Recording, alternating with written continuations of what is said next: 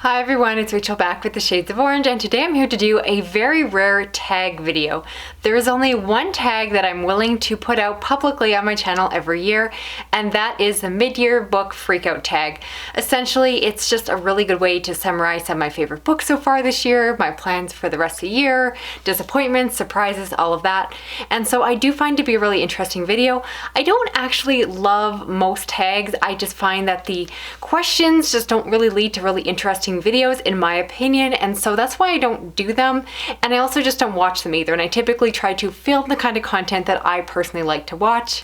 And anyway, hopefully you enjoyed this all a little bit different. I'm going to have the questions listed down below with timestamps if I'm organized, and I'm going to do my best to edit and add some extra pictures for the book covers I don't have, but I might skip over some. You'll see what I mean. Hopefully you stick around, and I should mention that this is going to be not just for science fiction fantasy, but also for horror and thrillers, so if you enjoy any of the genres I read, hopefully you'll find something interesting here.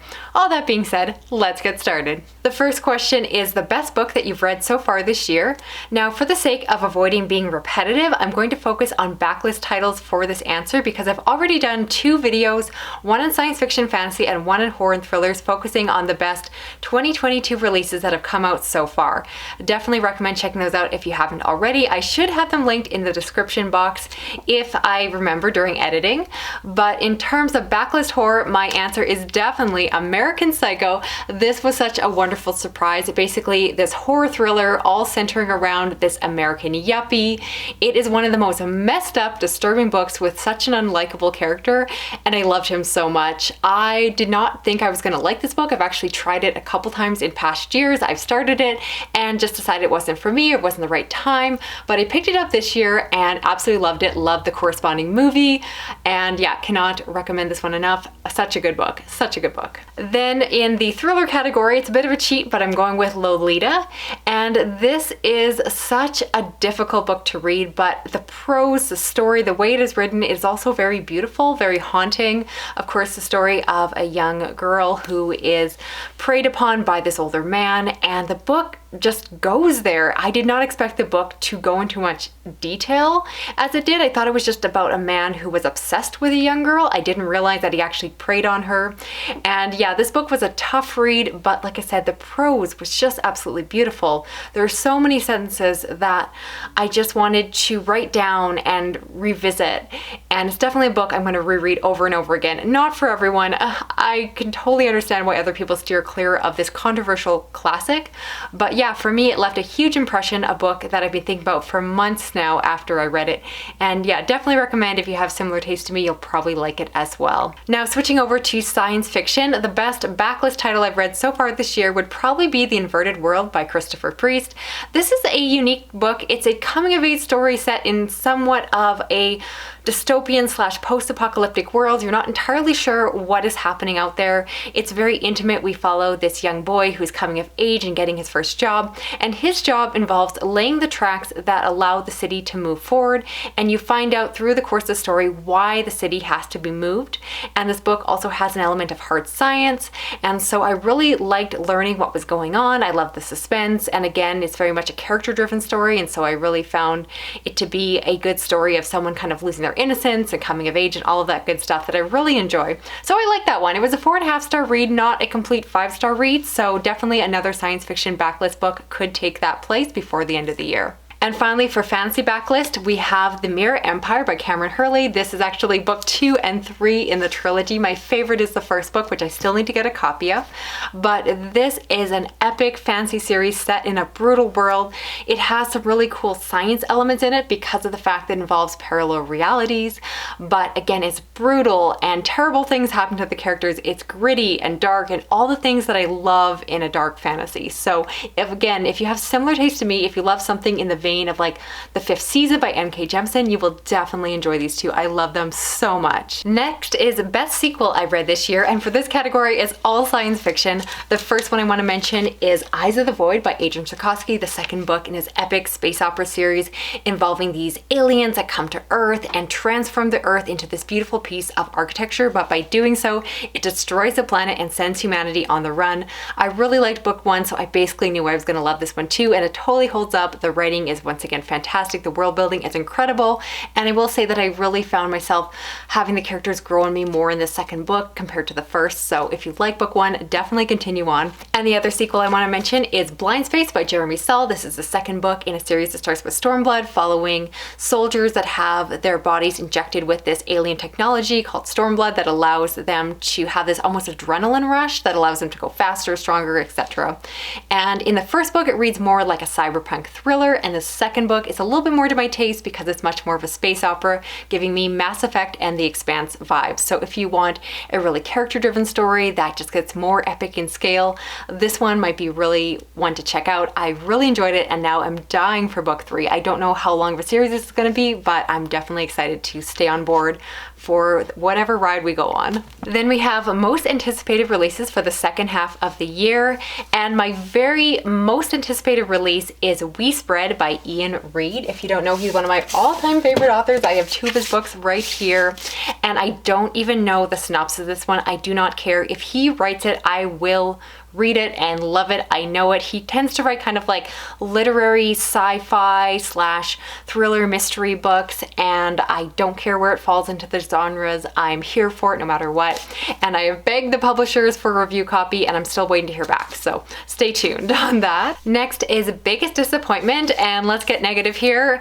That is for sure Such a Pretty Smile by Christy DeMeester, and this is a book that is such a disappointment because I called it a 5-star prediction. I thought I was going to absolutely love it. I loved her debut novel, Beneath, and this one sounded right up my alley. Fierce, feminine, horror fiction. That is my buzzwords.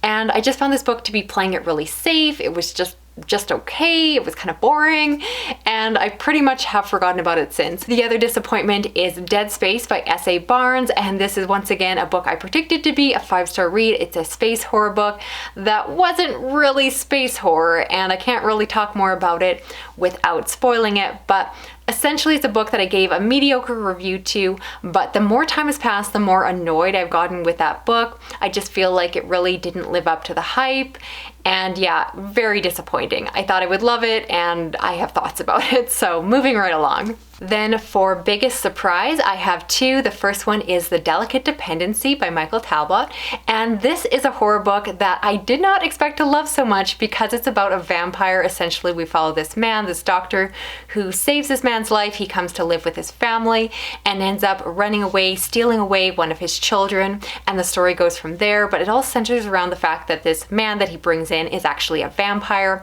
and this is the kind of vampire story that I normally hate. It is a horror book, but it definitely romanticizes the vampire. He is just seen as like beautiful and otherly and all of those things. But for whatever reason, this book worked so well. I was completely entranced by the story. I loved all of the theming around it. It was really beautiful. There's a lot to love about this book. I do think that it has some really good qualities to it, and again, it made me kind of understand why people like vampire fiction. I was like, okay, I can get behind this. This is really good. So that was a huge surprise. And for science fiction, I want to go with Brotherhood by Mike Chen, and this is of course the new Star Wars book that's centered after the events in Attack of the Clones, the prequel movies. I do like the prequel, so it's not a surprise that I enjoyed this book, but I read a lot of Star Wars books, and I'll be honest, while I enjoyed them, they're all kind of like 3-star reads, and I don't think the writing is that great for the most part, and the stories are pretty predictable. This one wasn't necessarily the most unpredictable story, but it was so enjoyable. I love spending time with all the characters. I love the character development and the side plot, and just really felt like it added to the trilogy and really helped to flesh out things that we didn't get to see on screen. So for me, I loved it. And yeah, it might make my favorites of the year, spoiler alert. And that is a real surprise because I don't tend to consider media tie-in books to even, make the short list. So the fact that I'm considering putting it on my top 10 is pretty remarkable. Next question is favorite new to me author, and for this I'm going with Christopher Priest, and this actually works for both genres I want to talk about because I first read The Prestige by him, and this of course is kind of a historical, little bit of a speculative thriller, and so it definitely hit on all of those vibes. That is the iconic story that was turned into the movie The Prestige, which you would know about with the magicians and the secrets that they're keeping, the great rivalry between these two magicians of the past. past, and I really enjoyed the book, even though I knew the adaptation well. I will say that I did still prefer the movie's finale. I do think it was a little bit stronger of a climax, but I really liked it. And then I went on to read The Inverted World, which if you're watching this video, you know I've really enjoyed. So I just feel like he's an author with a lot of range. I like the fact that he kind of dabbles on the speculative genre, but also kind of writes dark stories. So I'm definitely hoping that he will be a new favorite of mine. For everything I've read so far is, but typically I like to read 3 books by an author before I officially call them a new favorite. Then next question is a favorite character that you found this year. And I'm not someone who gets super attached to characters, but I do have one that came to mind, and that is Patrick Bateman from American Psycho. Like I said, he's a terrible, terrible psychopathic person, but he's a great character too. I love his love of Genesis and Phil Collins because I love them too. And just like the monologues he has and his morning routine and his diligence and focus on just being cleanly and all of these things, I love it so much, and I do think it's really well portrayed in the movie. So yeah, he is definitely my pick for that. The next question is a favorite fictional crush, and this question makes me feel way too old to be doing this tag. I assume this tag was created by a 12-year-old based off of that question. I don't think so, but it kind of gives me that impression. I don't really have an answer, but if I had to pick one, maybe Patrick Bates. Let's go with that again. So moving right along. Next question is a book that made you cry, and my usual yearly answer is that I'm a cold-hearted reader and nothing makes me cry, but then I realized that I did get a little bit teary reading one book, and that's a science fiction title called How High We Go in the Dark. And this is a piece of post-apocalyptic fiction. We follow a future world where there is this viral outbreak, and the story essentially reads in what appears to be short stories, but they're all interconnected by these events. And particularly the chapter or story focused around the amusement park absolutely killed me. If you are a parent, I dare you to read that section and not get teary-eyed or emotional, because it is one of the most harrowing, difficult passages of fiction I have ever read, and wow, did it hit me in the feels. It hurt me in the stomach, and yeah, I kind of felt things. And again, I'm a very cold-hearted reader, so to get me to feel something means that a book has done its job. Now, the next question is supposed to be a book that made you happy, which honestly I think is a pretty boring question, so I'm going to switch it up and change it to a book that made you angry.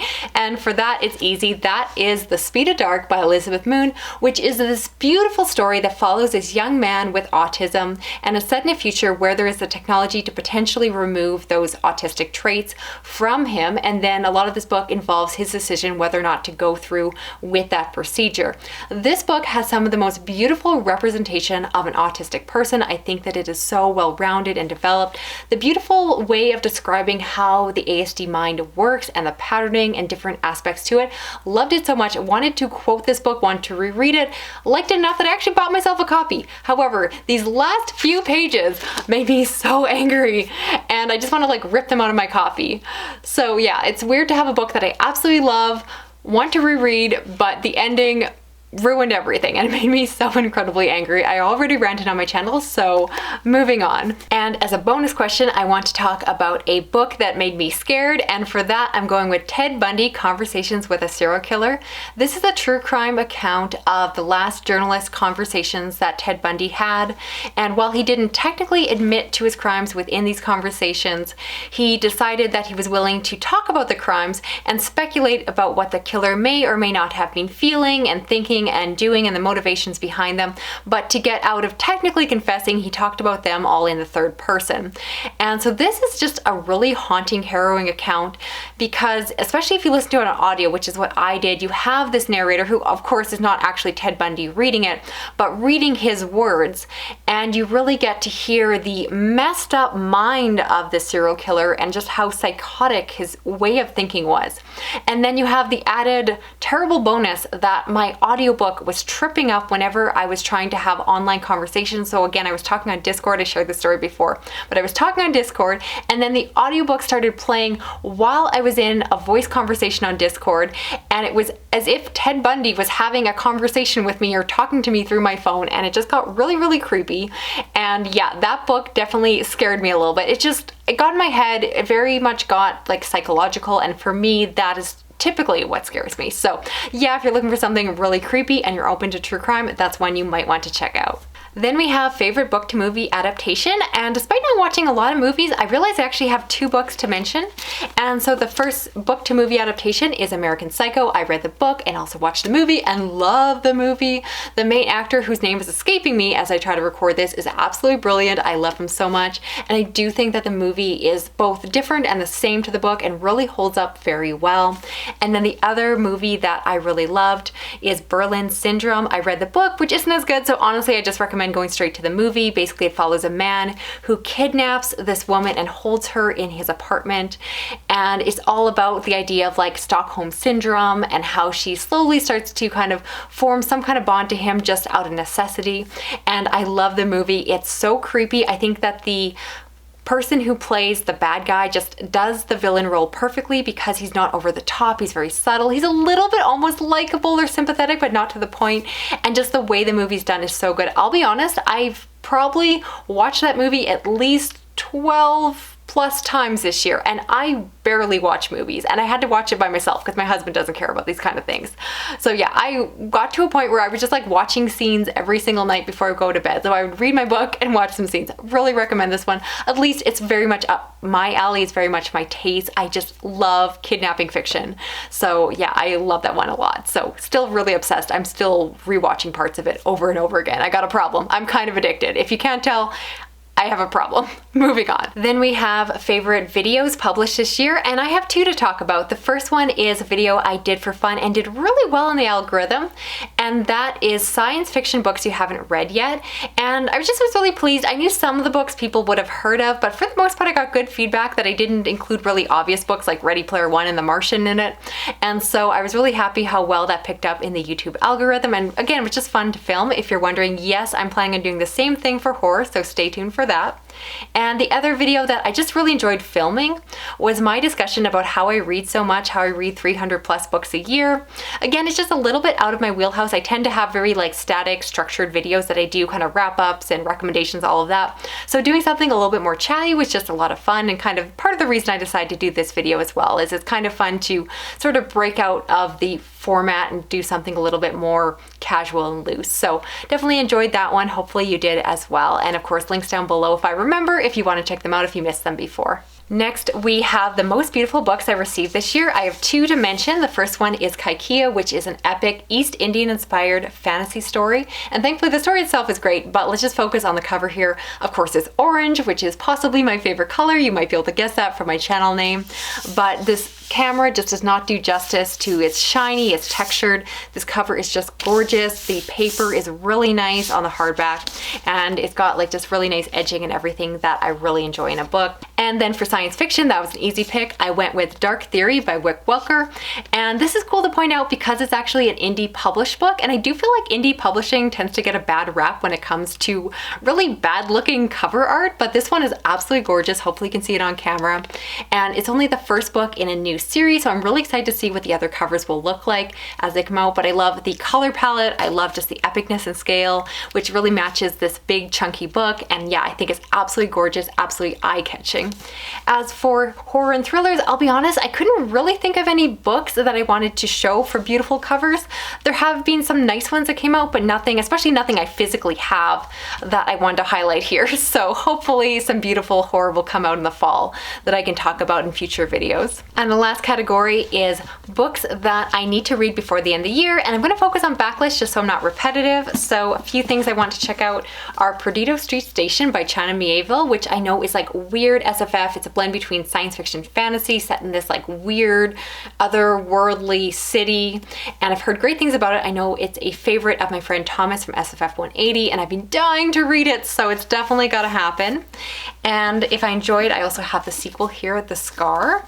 I also want to do a reread of the first book and then continue on with the Trader Baru Cormorant series by Seth Dickinson. I read the first book, which is all about an accountant taking down the system from the inside, and then I have the next book, The Monster Baru Cormorant, and finally the Tyrant Baru Cormorant. I believe there's a 4th book that's supposed to be coming out soon, so I want to get caught up. And a few books that I don't physically own but do also want to get to before the year is out. I want to do a reread of Snow Crash by Neil Stephenson, the classic cyberpunk story. I want to do a reread of It by Stephen King and see if my feelings about it have changed. And I'd also like to read read for the first time the classic vampire story Necroscope, which, yes, apparently I don't mind vampire stories, so I want to try another one and see how it works out. I'll keep you posted, of course. Those ones will probably be on my fall TBR, so just a little bit of a preview there. So that's it for this video here. I'd love to hear reactions to everything I talked about today in terms of my reading plans, my favorites, my disappointments, surprises, all of that. If you're new to my channel, please consider subscribing. I do read a lot of adult